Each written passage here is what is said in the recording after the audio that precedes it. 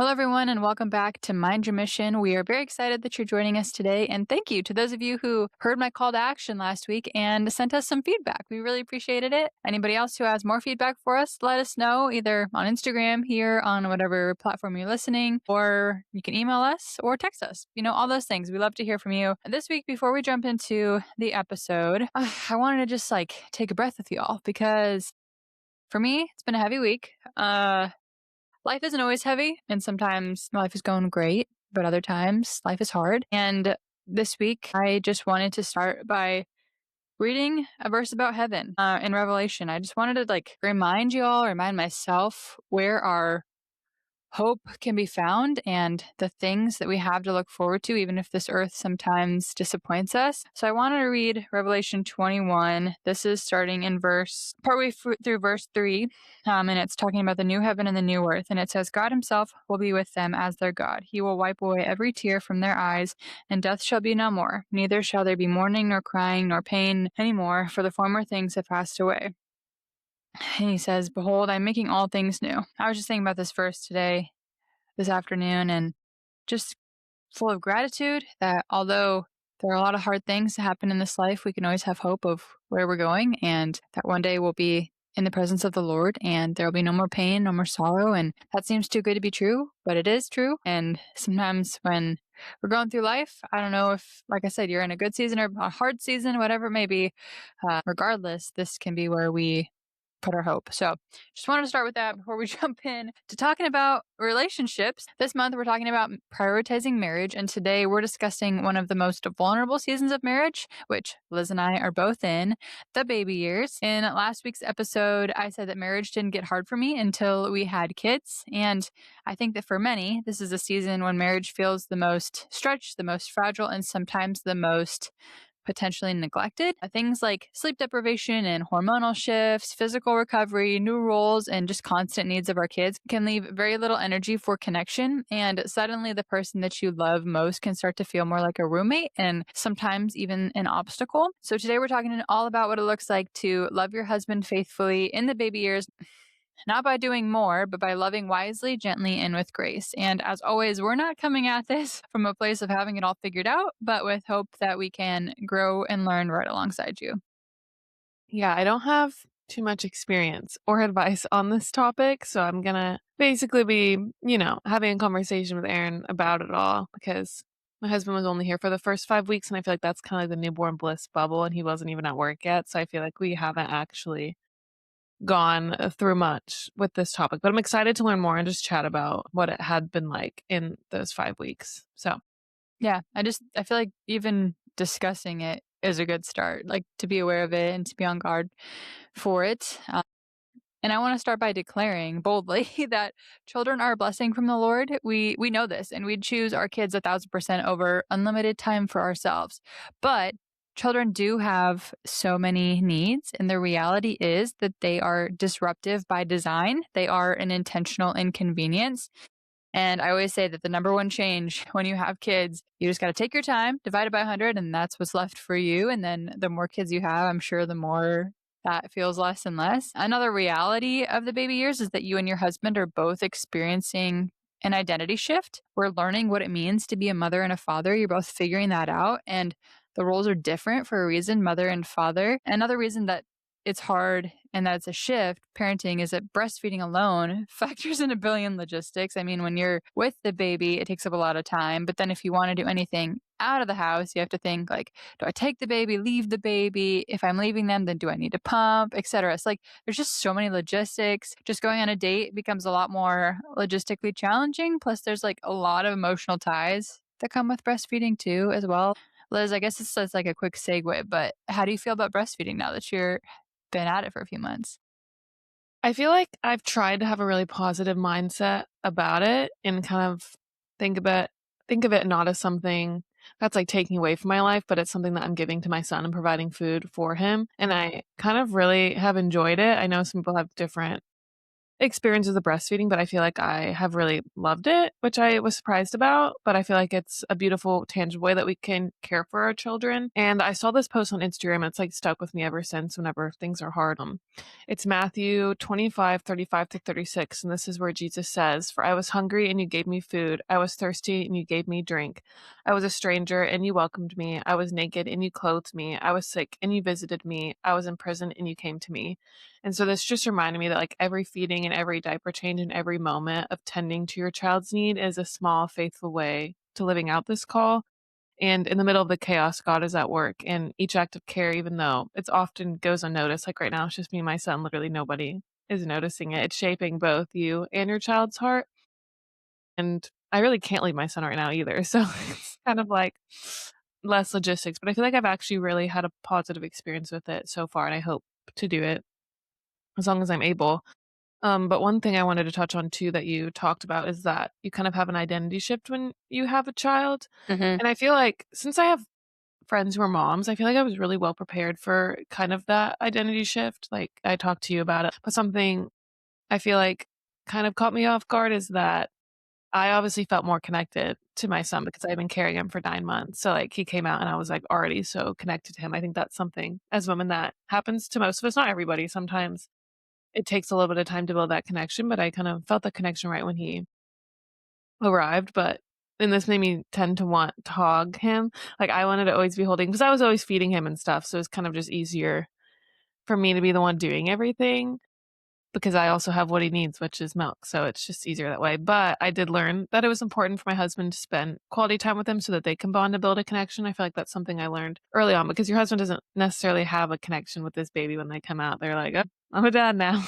So I feel like it was really important for me to give my son to my husband and let him have quality time with him because, of course, I wanna hold him all the time. But especially since Matt isn't here that much, it's really wanna be cognizant about giving him that time and letting him spend time with James even if I wanna fix things and do everything. Yeah, it's easy. I mean, I feel like with the second baby too, it's it's especially been that way. Like at the end of the day, I realized, oh, Nolan hasn't interacted with Haven at all, and just because he's mostly hanging out with Weston when he is home, like, but she needs dad time too. I've had to be more cognizant of that this time around. And when it comes to breastfeeding, like I knew I wanted to breastfeed and I was excited about caring for my children in that way, but I definitely had the misconception before being a mom and then in the early months that like bottle feeding was the easy thing to do, but like for the profound reasons that you're talking about, but also just the logistics. Bottle feeding to me just brings like so much more complexity and I'd rather just keep the baby with me. But anyways, that's like kind of a tangent about breastfeeding, but it all goes to say that there are a lot of realities that make the baby years a tough season to prioritize marriage. You just have less time together, less emotional bandwidth, often less physical intimacy, and then there's just more room for misunderstandings and some common tension that I feel like couples fall into and that we've fell into is that one partner feels unseen, the other feels depleted, but both feel lonely in different ways. And so to shed some light on this, Ecclesiastes 3:1, it says, "For everything there is a season and a time for every matter under heaven." So just remember that struggle in this season does not mean failure. It just means that you might need some adjustment.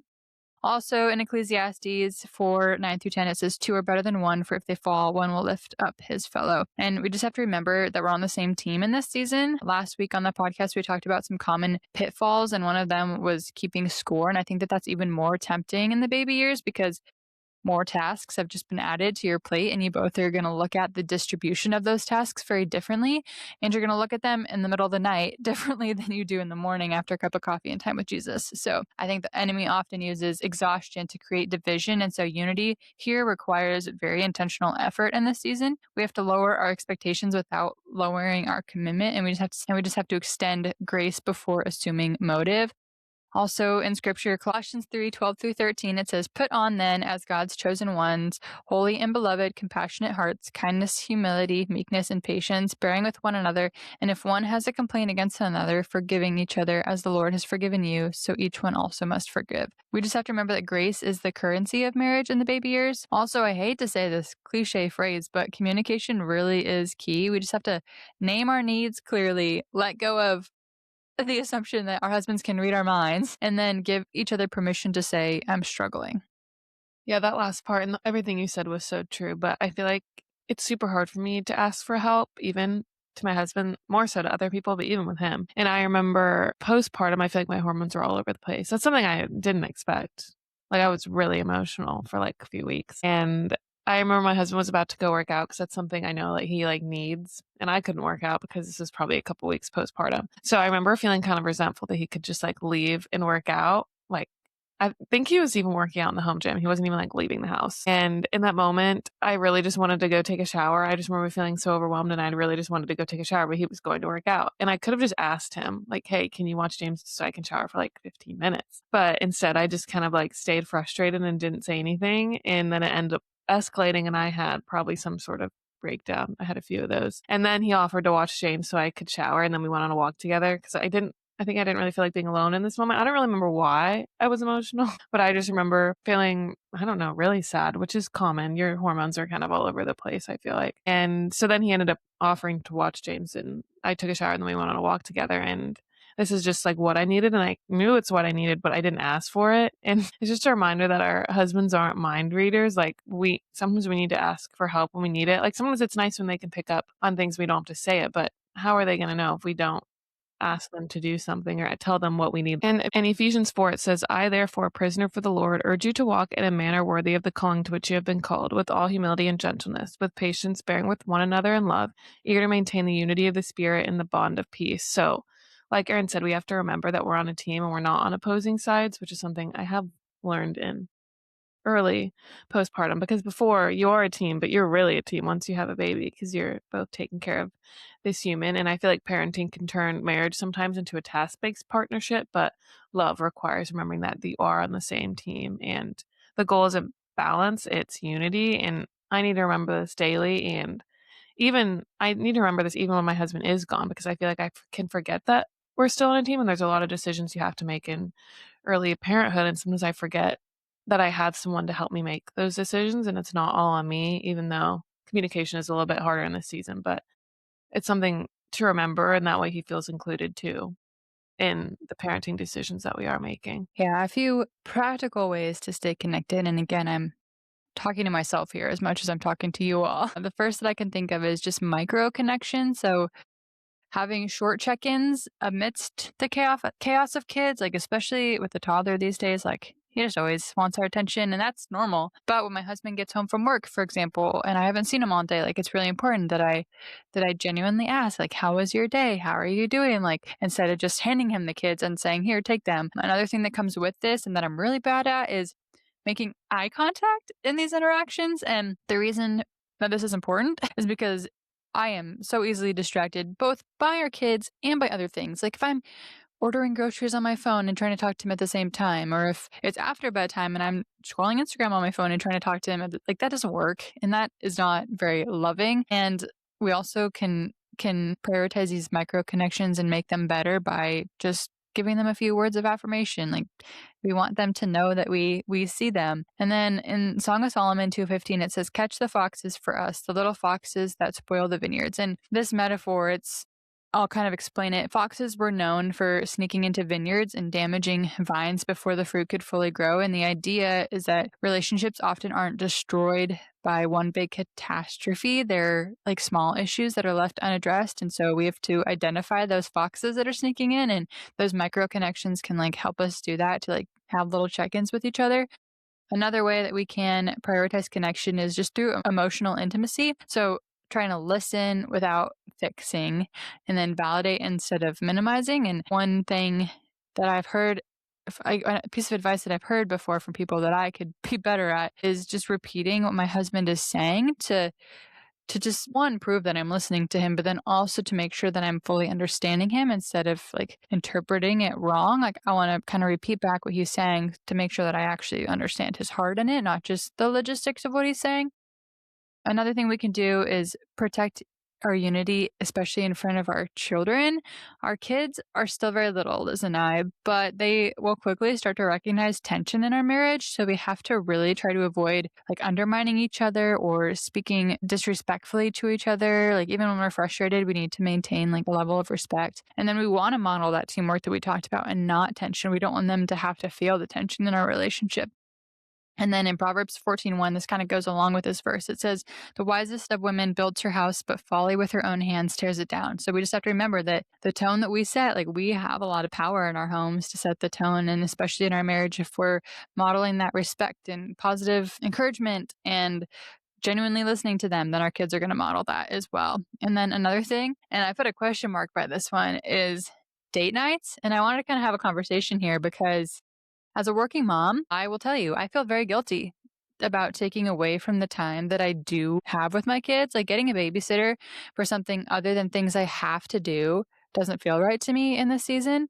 And being military, like I don't have family living in the same town. I'm lucky to have family like generally nearby, but I can't just like drop off the baby comfortably and go for a date necessarily. And so when I consider a babysitter, I have to think about like whether I'm comfortable having them watch my kids, whether my kids are comfortable with them, and then whether they're willing to watch my kids. Like there's just a lot more factors in play. So just getting a babysitter for date night isn't that simple. And the question here is it still important? And I think that the way that you answer that is by the state of your marriage. Because if your marriage is fine and you're able to have connection, deep connection after bedtime or in the margins when your kids are asleep or things like that, like then I don't think you have to go out and go on a date. Like, I don't think that that's necessary if you can be intentional.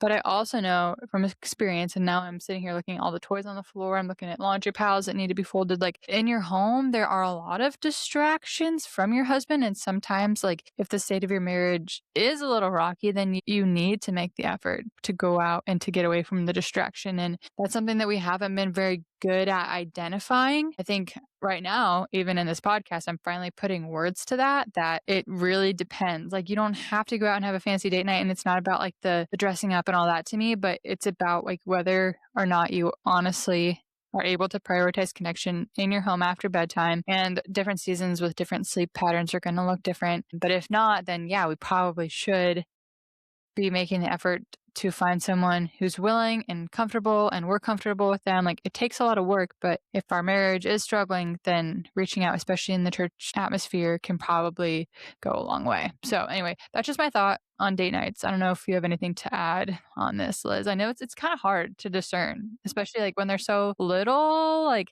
I think that too, like first 6 months, first up to a year, like it's gonna look different at the age that they're at too.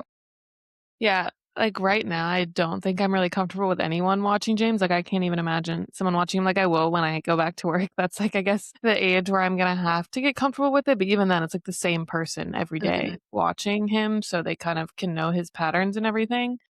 So and I don't have anyone here, like, any family members here that I would, like, trust. Like, I would trust him, like, with my mom right now, but she's Right. not here, like, my closest family members are 12 hours away, so it's a little hard, but also Matt's not even here, and also when Matt's here, I think he also wants to spend a lot of time with James because he doesn't get to see him a lot, so I feel like for us in this season, I'm hoping, like, after bedtime will be when we'll be able to spend time with each other, even if it's not outside of the house. Like, we have friends at church who have kids that could, like, watch him, but I just don't feel comfortable with that at this stage. But I know everyone's different, but I was listening to a podcast, and I had to stop listening because it wasn't good for my postpartum mental health because I have to go back to work, and it was talking about how, like, you shouldn't leave your baby for the first year of life or 3 years of life, and I think that made me feel guilty. And, I thought it was interesting. It was kind of a hot take, but it was just talking about how you should be there for when your child goes to bed and wakes up, so I think that's something I wanna make sure I do in the first year, especially because we Mhm. are working. I feel like I don't like Yeah. you were saying, I don't wanna spend any more time away from him than I have to because the time that I do have with him, I really want to make it count. So, I I don't know what it looks like because I haven't had to deal with it yet, and right now we're in that stage where you just wanna be with him all the time anyway, but I'm sure, like, as we get closer to that, like, year mark, I will feel more comfortable with someone watching him while we go or when I'm done working, it'd probably be a little bit of a different story, But yeah, that's kind of a tangent for me to say I don't know. No. I think it requires a tangent because it's so different. There's so many variables for every person. Uh, yeah, I think if you choose to work, then you have to I mean, I'm kinda just saying this bluntly, you kinda have to choose to like, if you're choosing to work, then you're kinda choosing not to do things, like, that other moms would consider self-care, like, I don't know that you would wanna I wouldn't feel comfortable, like, spending an hour that I could be with my kids, like, going to get my nails done necessarily, like, things like that, or date night, I don't know. There's just there's decisions and priorities that you're having to decide on, and yeah, anyway, that's kind of like I said, like you said, tangent. But back to the date nights idea, if you're choosing intentionally to not go out and have a date night, then you still do need to make time. It's not even necessarily like to watch a movie or to play a game. Like, it doesn't have to be what we think of as like a date night conversation. It just generally has to be like, are you connecting with your husband? And like, I could go through a whole week and then realize like I haven't connected with my husband once. Like the statistic you read last week about like most couples don't talk like 20 or 30 minutes like a week. And I'm like, yeah, as crazy as that would have sounded to me a couple years ago, I get it now. Like, Yeah. it's hard. Genuine connection is difficult. And so that's more what I think date night needs to be seen as. I think it can be easy to see it as like elaborate or like certain activities or something like that, but it's really just connection. Are you prioritizing connection? Yeah, and I think too, really utilizing the after like, he goes down for bed at, like, 7:30, so from, like, 7:30 to, like, 9 could be the time that we spend together, and like you said, there are tasks, like, that need to be done around the house, but, like, maybe tag teaming those together, like, after he goes to bed and kind of getting those knocked out quickly. That way you have time to, like, intentionally spend together.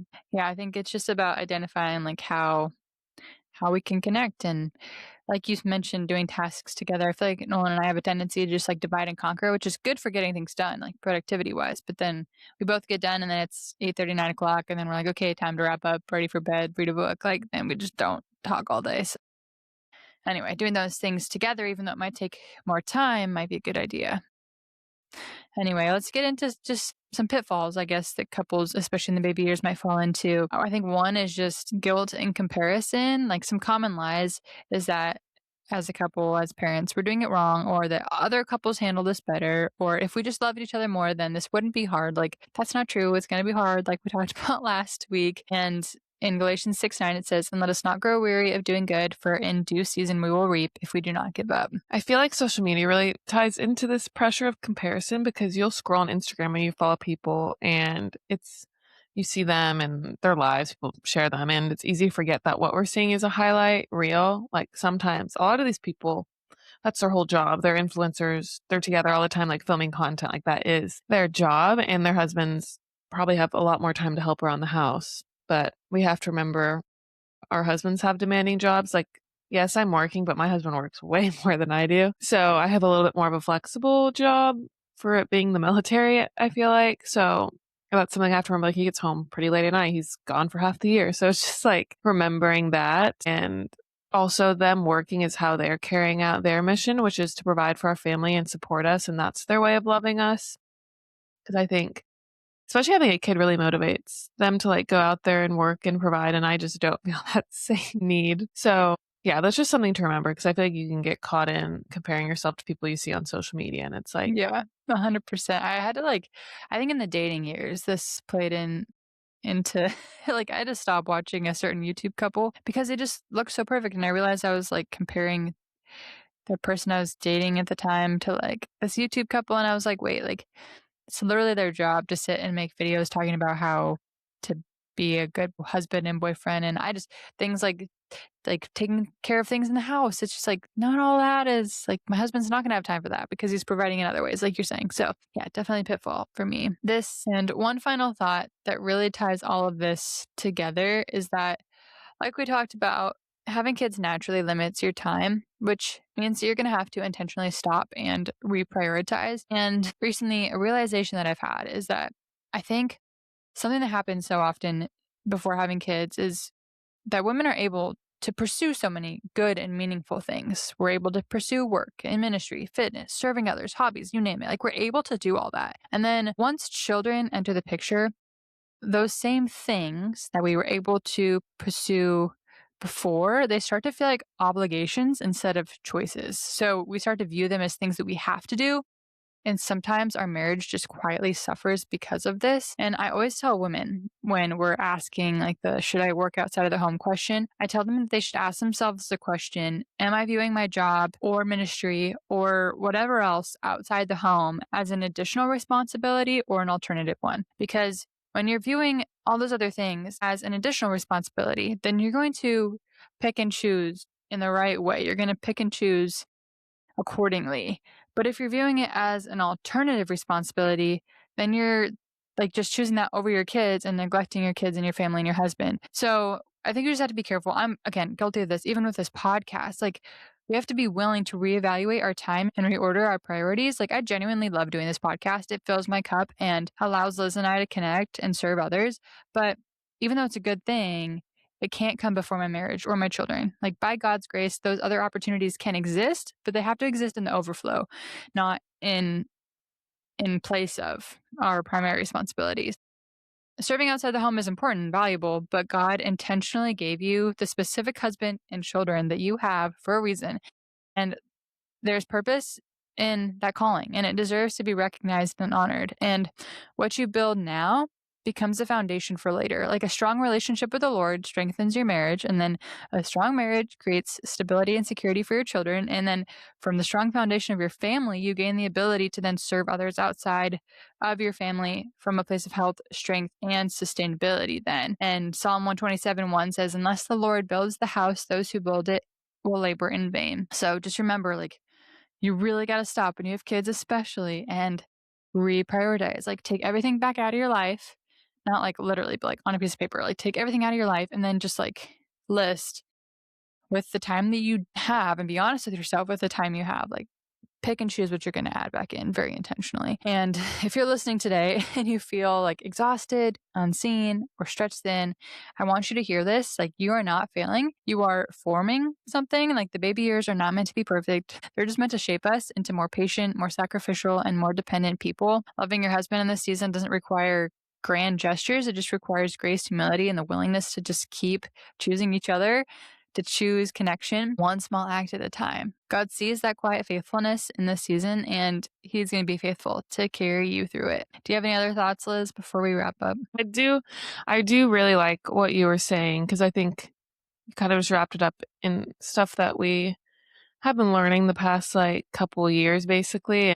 Yeah, it's just really hard, the thought about going back to work when you were talking about that. That's what I was thinking about, because I don't want to work outside the home now Yeah. that I have him. Like, I knew I didn't want to before I had him, once I had him, but now it's like even harder that he's here. I have to leave him. Like, I don't want to leave him the first year, like the podcast was saying, but I have to. But that's okay, because I know like God's got our kids, even if you do have to work outside the home and you don't want to. Because I feel like this is conversations I've had with so many women, and some of us don't have a choice at this moment. We don't have a choice. But just remembering that like God's got our kids and He's gonna provide for them. That's what we can trust in, even when we are away from them. Because it just breaks my heart, the thought of being away from Him. But I know God gives us grace, and He got me pregnant, so I know Yeah. my son is supposed to be here and that this is part of his plan, even though it is hard. Because the podcast was talking about like how they're gonna have depression and ADHD because they're in daycare or you're not with them, and I'm like, okay, this is too much. So that's why I stopped listening. But anyways, all my tangent to say, God's got our kids. If you're in a situation where you have a commitment like us or you financially can't. So Hmm. anyways, that's all I have Yeah. to say. He can overcome, and through our faithfulness, like, He'll provide. All He wants is for us to turn to Him and rely on Him for our strength, regardless. Like, if we're working, if that's our struggle that we don't want to work, or if we do want to work, and like He's going to provide for our kids that way. Like, God's got us, bottom line here. And also, like I mentioned last week, when we're connecting with our husbands, it makes those decisions and those big questions much easier, because you have a battle buddy, like, making those decisions with, and who you can rely on when you're really sad to go back to work. Like, you'll Mhm. rely on Matt throughout that. So that's why prioritizing our marriages is very important. And next week we're going to talk about something that Liz is very much in the thick of. not only was she in the thick of like the baby years conversation, but in the thick of loving your husband on deployment. So if you're military and that applies to you, then stay tuned for next week's episode. Thank you for listening today. We hope you guys are having a great February so far. And with that, this has been Erin and Liz helping you on your mission.